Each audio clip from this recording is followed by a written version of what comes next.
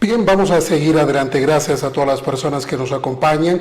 Como les habíamos anticipado en el transcurso del día, la asambleísta por la provincia de Manabí, María Mercedes Herbst Estupiñán, es nuestra invitada. Gracias y bienvenida al centro del país a través de BTV Radio 93.7 FM y Cotopaxi al Aire TV. Nos escuchan en las provincias de Cotopaxi, Tungurahua y parte de Chimborazo. Asambleísta, buenas noches, bienvenida. Muy buenas noches, Patricio. Muchísimas gracias por la invitación. Un saludo afectuoso a esa tierra fría de clima, pero de mucho amor, y conozco mucho la provincia y me gusta muchísimo.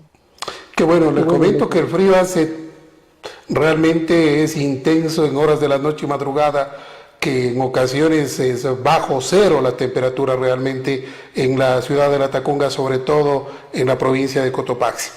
Empecemos inmediatamente. Señor asambleísta, ¿es cierto que le quieren declarar loco al señor presidente de la República, Daniel Noboa Sim, para sacarle del poder? ¿Se viene cuajando esta idea dentro del poder legislativo? En lo absoluto. Y tengo que ser absolutamente categórica en decir que no ha habido en ningún momento la intención de declararle inhabilitado para el cargo. Lo que hubo es una reacción de parte de la Asamblea en relación al publireportaje en el New Yorker que dio el presidente. Consideramos que era importante, decía el presidente, que deben aprender a ser un poco prudente, porque las relaciones internacionales para todos son sumamente importantes, más aún que nosotros tenemos estudiantes fuera, muchísimo problema con la migración, y entre mejor relaciones tengamos con los socios comerciales y los países hermanos, países vecinos, hay que seguir manteniendo esa postura, una postura, y hacerle entender al señor presidente que ya no habla como una persona natural, sino que es el presidente del Ecuador, y por ende cualquier declaración que él hace se la toma como de manera oficial, o sea, como representante del país. Sin embargo, esto no fue las expresiones de la jefe de la bancada gobiernista, Valentina Centeno, pues ella dio declaraciones que dejó preocupados a los ecuatorianos, la intención de sacarle del poder al primer mandatario, pero no es la única. El señor Esteban Torres también había manifestado días atrás algo similar, que querían seguirle un juicio político. ¿Hasta dónde todo esto es así o simplemente es un invento del oficialismo? Bueno, creo que es importante entender que sí han habido pronunciamientos de Valentina Centeno, del viceministro Torres, también de uno de los asambleístas de gobierno, Fernando Jaramillo, que incluso puso en la fiscalía una noticia criminis en relación a la asamblea con traición a la patria. Quiero explicarle un poco a la ciudadanía que creo que hay que mirar un poquito más allá del objetivo.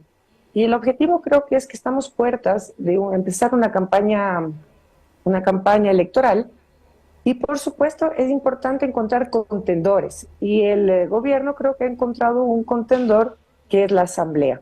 Pero nos parece absurdo porque desde la asamblea nosotros hemos apoyado todos los proyectos que el gobierno ha enviado. El señor presidente ha mandado 5 proyectos económicos urgentes que han sido aprobados por la asamblea, justamente en la posición de que no exista, ¿no es cierto?, motivo para que él no pueda llevar adelante su plan de gobierno, su plan de trabajo en beneficio del país. Lo que hemos hecho incluso es aportar, aprobamos el último día del pleno de la semana pasada, aprobamos la ley número 25, que es la ley de lavado de activos y financiamiento de otros delitos.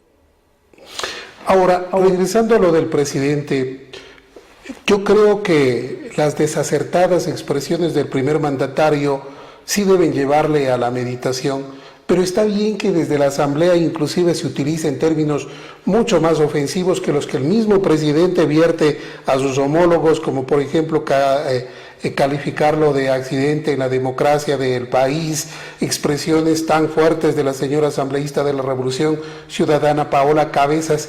¿Qué opina usted de pretender criticar a una persona que da expresiones fuertes, nada adecuadas para el país, con otras más que da muestras de una gran división del legislativo con el ejecutivo.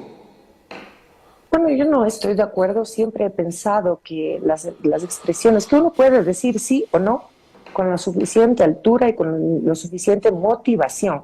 Aquí lo importante es el razonamiento y cuál es el objetivo y cuál fue el objetivo con el que se planteó esa resolución. Y creo que, por supuesto, cada uno de los asambleístas tiene un estilo, una forma de comunicarse con la que, en mi caso, no coincido. Creo que nosotros podemos levantar y subir el nivel del debate y que realmente sea un debate de ideas, de proyectos, de poner sobre los puntos, no personas ni descalificarnos a través del físico o a través de expresiones que pueden llevar a una mala interpretación. Creo que desacertadas las opiniones y las formas en las que se ha tratado de lado y lado. Entendemos que, por ejemplo, el viceministro se ha referido a algunos de los asambleístas o un asambleísta que quiere llevar adelante un proceso de fiscalización justamente en el sector energético que tanto problema tenemos, y lo ha calificado de gordito, este gordito de la bancada. Creo que son adjetivos y formas en las que lastimosamente nuestro país a veces cae, pero que no aportan en nada al debate, porque no importa el físico, sino aquí lo que es importante es las soluciones reales que le podamos dar al país. ¿Y qué le parece la respuesta del señor presidente a través de un TikTok en el que se ha dirigido a sus adversarios y al país también? Bueno, no estamos de acuerdo con esa forma de comunicación. Creo que es importante usar los nuevos medios que tenemos y justamente la tecnología nos debería servir para poder mejorar la comunicación, para poder estar más cercanos a la población. Pero sí importante lo que vamos a transmitir y qué es lo que queremos decirle a la gente. Yo creo que es una forma, el uso de estas nuevas redes sociales de tendencia o de moda, es importante porque podemos llegar más fácilmente. Pero aquí lo bueno sería poder comunicar de una manera positiva, de una manera levantando la altura y el debate y sobre todo bajar el nivel y enseñar desde nosotros, desde las autoridades. Tenemos la obligación de aprender incluso en la forma de relacionarnos, bajar el nivel de violencia y más bien encontrar consensos. Creo que el presidente un poco en ese sentido sí ha perdido un poco el rumbo, porque inicialmente él sumó las voluntades de la gente planteándose como un gobierno abierto al diálogo, un gobierno en el que sumaba, que siempre el PRO era infinito y sin banderas rojas, sin anti nada.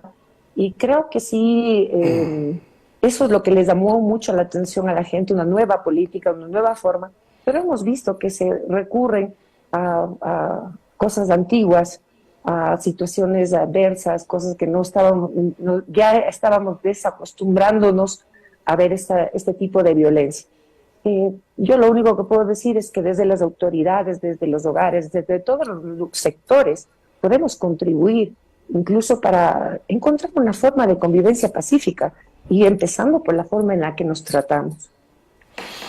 ¿Ha sido este ambiente de pre-campaña que ya vive el país lo que ha marcado la distancia entre el movimiento político Construye y gente nueva que es al sector al que usted pertenece, pero que fueron electos por Construye, que en algunos puntos e inclusive en la consulta popular auspiciaban algunos temas de manera conjunta y que ahora vemos están en la oposición asambleísta? Bueno, le comento que no. Yo creo que en general, en el Pleno, lo que se hace es discutir sobre los proyectos y ver la viabilidad que tiene y el efecto que van a producir. A título personal, yo soy independiente, no estoy ahora militando ni en Construye ni en Gente Buena desde el inicio, y me he mantenido de esa forma. Considero que nosotros hemos apoyado y vamos a apoyar todo lo que consideremos que sea positivo para el país, positivo para la gente.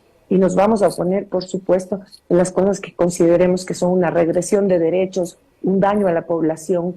Esa es nuestra obligación.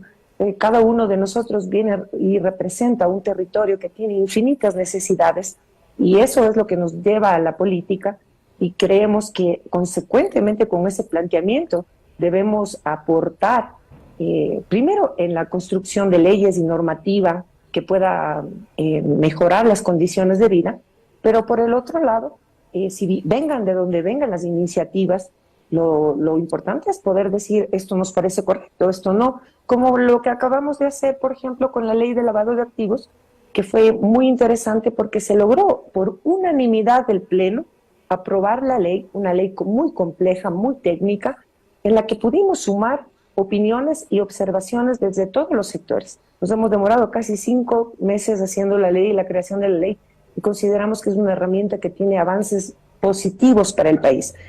Justamente en la parte económica, que es un eje transversal del sistema de seguridad del país. El no financiamiento, el buscar la forma de evitar el financiamiento, justamente estos grupos delictivos que están poniendo en zozobra a la ciudadanía. Usted es integrante de la Comisión Permanente de Régimen Económico y Tributario. ¿Y de qué manera la Comisión y la Asamblea le ha dado gobernabilidad en un país que una de sus principales crisis es la económica, que tiene que estar dependiendo permanentemente de créditos ahora de Fondo Monetario Internacional?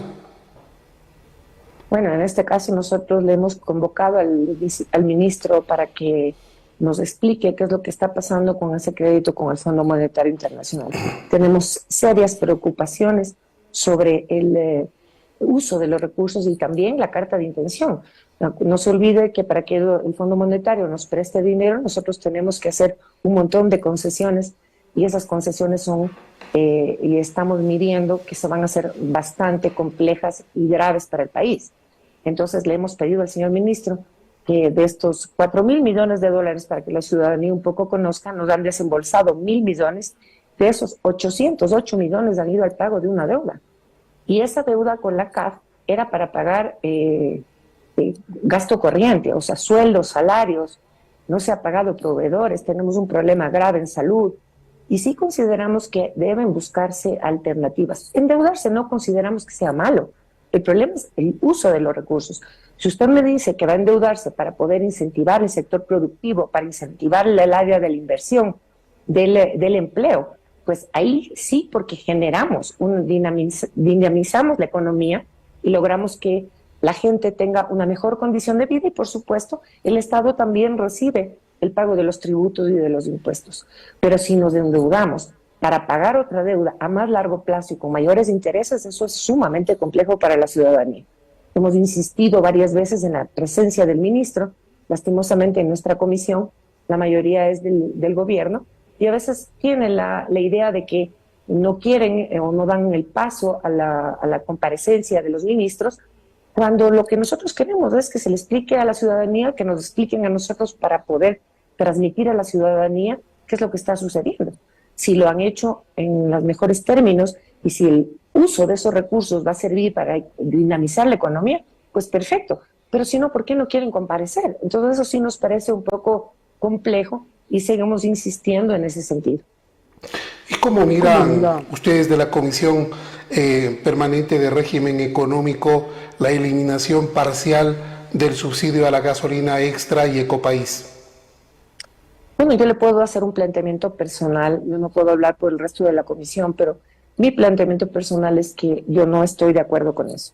Considero que si al ser nosotros un país productor de petróleo, por lo menos deberíamos tener esa ventaja con nuestra población y nuestra ciudadanía. Consideramos que eso va a significar, y yo considero que eso va a significar un incremento en el costo de vida de la gente, cuando tenemos personas que viven con 45, 56, hasta $1 diario, que va a ser imposible, y que nos dicen que el momento en que el transporte va a estar subsidiado en ciertos aspectos, pero todos conocemos, porque ya hemos vivido este tipo de situaciones en el país, a lo mejor las más jóvenes no lo han sentido, pero los que ya tenemos nuestros años sabemos que es una forma que golpea muchísimo el desarrollo y la economía del país.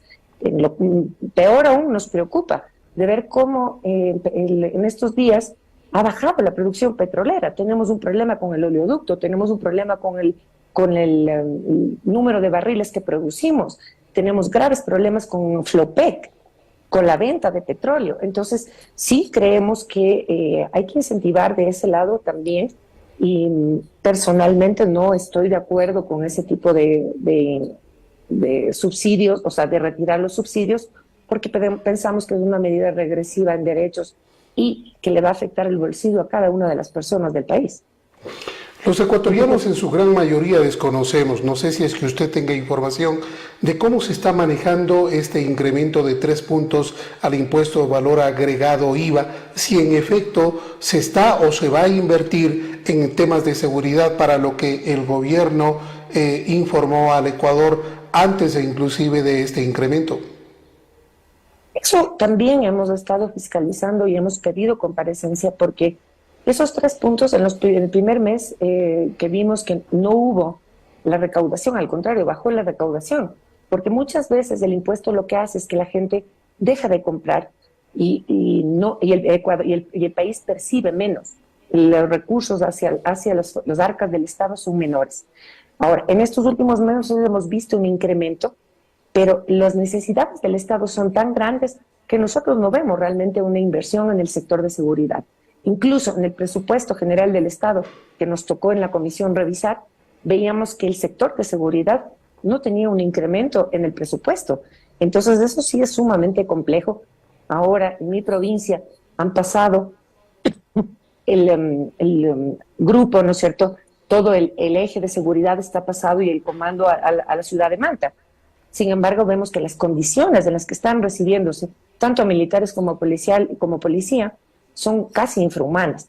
El municipio, con un inmenso esfuerzo, ha tratado de ubicarles en ciertas condiciones para que puedan hacer su trabajo.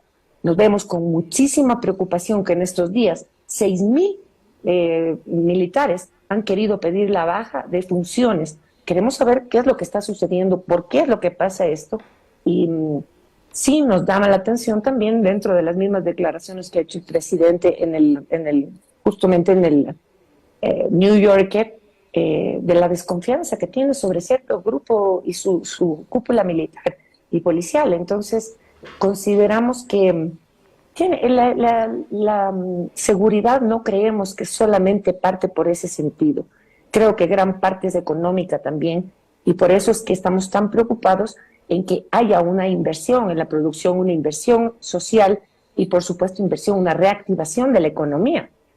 Un país que produce, que crece, que se desarrolla económicamente, pues tiene menos posibilidades de seguir en este círculo de violencia, al menos en lo que significa delincuencia común.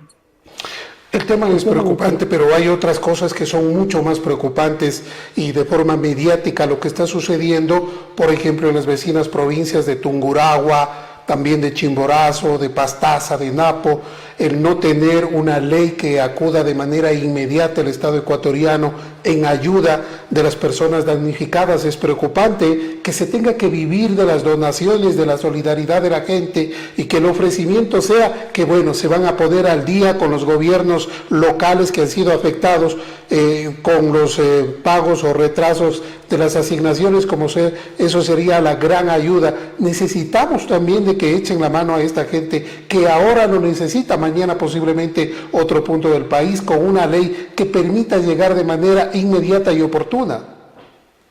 Yo estoy absolutamente de acuerdo con usted. Acuérdese que nosotros vivimos el terremoto en Manabí. Si bien es cierto, no son las mismas condiciones de la situación que ha pasado en Baños y en el sector de en la provincia de Tungurahua, y Ambato y toda esa parte, nosotros sí consideramos que el ministro, por ejemplo, Luque, yo creo que está haciendo su mayor esfuerzo, pero les está quemando porque el ministro está hecho cargo de varios ministerios, de varios sectores, no tiene un apoyo, y es imposible porque el momento en el que un ministerio no tiene una cabeza que pueda establecer una política pública para solucionar las competencias de cada una de las áreas, es donde vemos gravísimas consecuencias. Vemos que el ministro hace su mejor esfuerzo, creo que es un excelente cuadro que tiene el gobierno. Sin embargo, es imposible exigirle que pueda cumplir con todo. Tiene un problema en el sector energético, tiene un problema en el Ministerio de Obras Públicas justamente con vialidad y estos desastres naturales, y necesitamos tener... yo creo que el país tiene suficientes técnicos y capacitados como para poder manejar cada una de estas áreas. Por supuesto que la ayuda es indispensable, y no solo la ayuda, es un derecho de cada uno de los sectores, más aún cuando están sufriendo las condiciones climáticas. Y por ejemplo, en el caso de lo que es eléctrico, son condiciones por la falta de inversión, la falta de previsión que ha habido en esta generación de energía. Ahora, lo que preocupa a los ecuatorianos es el hecho de ver que el presidente está más preocupado por si la señora Abad le va o no a reemplazar en tiempos de campaña, mientras el país está ubicado en una profunda crisis por los fenómenos naturales, por la delincuencia, por la falta de empleo. ¿Cómo mira usted el accionar del presidente frente al tema de la vicepresidenta, por ejemplo? Bueno, en el caso de lo de la vicepresidenta, nosotros consideramos que eso es un problema del Ejecutivo. Ese es un problema que se consiguieron y que se evidenció desde la campaña. Y mal hace en nosotros involucrar a las otras funciones del Estado a que tomemos una decisión sobre el respecto. La Constitución es absolutamente clara y la democracia está basada en nuestra Constitución, que es el pacto social que todos hacemos y al que todos acordamos respetar. Entonces es importante que se sigan los pasos que deben seguirse de acuerdo a la Constitución. Y consideramos que lastimosamente el tiempo está muy cercano a una pre-campaña o una campaña electoral en donde nosotros sí hacemos una reflexión y pedimos que se priorice el gobernar frente a una posible candidatura. Creo que es importante que se tomen los correctivos necesarios y entendemos que el gobierno actual no tenía una expectativa real al principio de llegar, entonces creo que no tenían totalmente estructurado primero sus cuadros para poder ocupar los distintos cargos, así como tampoco articulado un plan en el gobierno, porque lastimosamente en los últimos muchísimos años nuestro país se ha acostumbrado a votar por figuras, por personas, cuando lo importante aquí es tener armado un proyecto político al que toda la ciudadanía pueda sumarse y que pueda ser evaluable en el tiempo y poder, es justamente esa evaluación de saber cómo nos ha ido en este proyecto, en esta planificación y en esta ejecución, poder dar los giros necesarios, pero aquí estamos un poco como los bomberos, apagando incendios en donde aparecen, por ejemplo, en el caso de la seguridad, vemos que claro, se traslada todo el eje de seguridad, por ejemplo,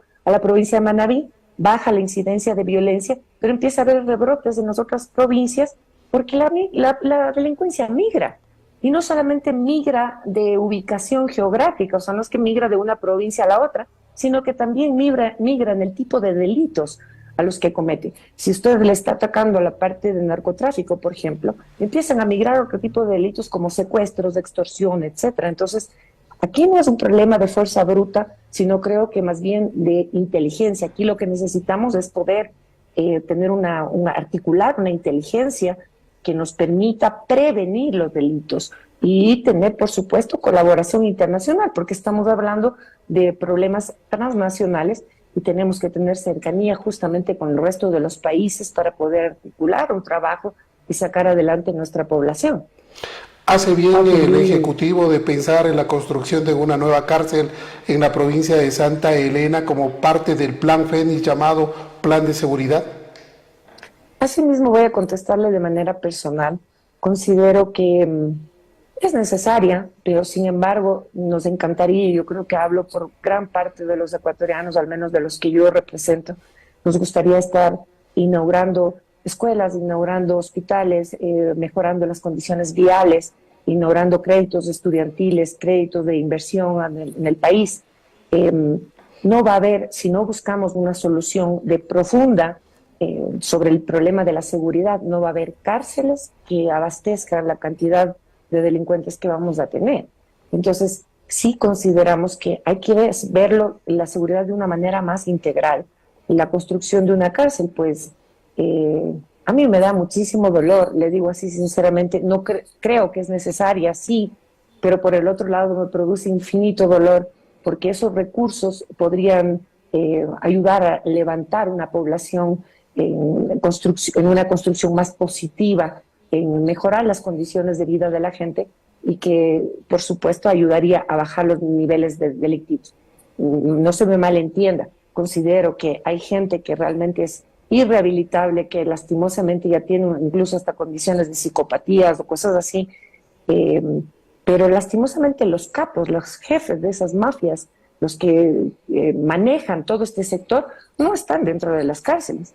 Lo que nosotros tenemos dentro de las cárceles muchas veces es parte de esa estructura media o baja, e incluso muchos de ellos hasta considerados por sus mismos grupos delictivos como descartables. Entonces, sí creemos que en una población que tiene mejor institucionalidad, salud, cubiertos por lo menos mínimamente sus servicios y sus necesidades básicas, tiene menos propensión a involucrarse y seguir aumentando y creciendo este nivel de violencia y delictivo que tenemos en el país.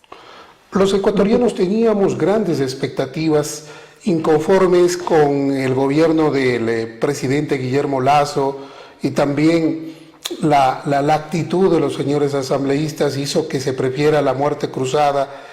A su criterio, asambleísta Herbst, ¿cree que se ha perdido esa oportunidad de que trabajen de manera conjunta, de que de pronto podían hacer muchas más cosas el Poder Ejecutivo de la mano con el Poder Legislativo? ¿Cree que se quedó simplemente en una quimera estas expectativas de los ecuatorianos de verles trabajar de forma conjunta, aunque sea en este corto periodo? En lo absoluto. Yo creo que hay una muy mala comunicación. Lastimosamente, la Asamblea, al ser una institución muy grande, tiene a veces poca capacidad de reacción en la parte comunicacional. Pero como yo les comento, nosotros hemos aprobado en el Pleno todas las leyes y las iniciativas que han venido del gobierno. No hay una sola iniciativa que no se haya aprobado. Del lado de la Asamblea, hemos aprobado leyes sumamente importantes que van a contribuir. Ahora, no importa cuánta normativa o leyes construyamos desde la Asamblea, si es que los distintos poderes del Estado que están mandados a respetar estas nueva normativa, nuestra nueva orientación sobre las cosas, no las cumplen. Yo creo que debemos hacer y buscar un compromiso de país para poder salir adelante juntos. Y creo que eso es lo que yo le llamo a la reflexión al gobierno, a regresar a ver los orígenes y cuál fue la gran aceptación con la que el presidente llegó a Carondelet, sabiendo que él justamente buscaba y llevaba a una unidad de los distintos sectores y que podamos trabajar en pro del país. En la Asamblea, en lo absoluto, no existe una idea de hacerle un traspié al gobierno o al Ejecutivo, pero sí, por el otro lado, sí vemos que a veces salen a hacer declaraciones antojadizas, un poco viscerales, y que le dan a la ciudadanía la impresión de que nosotros, que somos sus representantes, porque al final entendamos que la Asamblea es el primer poder del Estado justamente porque representamos a cada uno de nuestros sectores, de nuestros territorios. Y yo sí creo que existen excelentes funcionarios con muchísima capacidad y que están trabajando y que estamos trabajando en beneficio de nuestras provincias y por supuesto del país. Así que un llamado más bien a no confrontar, pero entendemos que muchas veces esa polaridad se requiere, o sea, uno necesita a veces llamémosle así, un enemigo a quien enfrentar, una contraposición para poder resaltar ciertas cualidades. Lastimosamente nos hemos acostumbrado a esa forma y eso es lo que estamos viendo, que es campaña preelectoral y no ha ido directamente contra un contendor la misma posición, o sea, al Ejecutivo contra un candidato, sino más bien el que le hace el contrapeso, que es la Asamblea.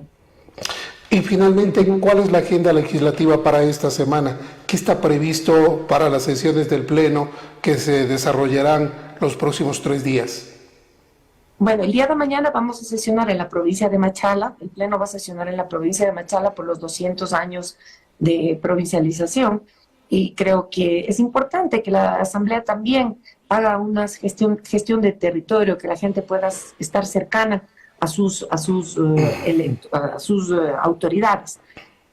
Luego de esto vamos a tener ya el trámite, ya la votación del trámite de justamente las preguntas de la consulta popular, que ya se cumple en el plazo y que se han trabajado en una comisión especial multipartidista en la que lo único que se ha hecho es recoger los criterios, incluso los que vinieron, por supuesto, desde el Ejecutivo, irles puliendo y estamos listos para llevar adelante la aprobación de las consultas, de las preguntas de la consulta popular. Estaremos pendientes. Muchísimas gracias por habernos acompañado en esta noche. Ha sido un gusto haber conversado con usted. Hasta una próxima ocasión.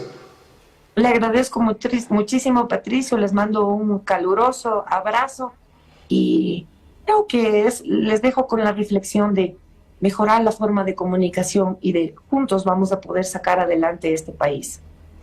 María Mercedes Herbst Estupiñán con nosotros conversando, asambleísta por la provincia de Manabí. Es importante conversar también con nuestras autoridades porque en efecto puede estar fallando los mecanismos de comunicación, pero qué mejor saber desde la fuente lo que están haciendo.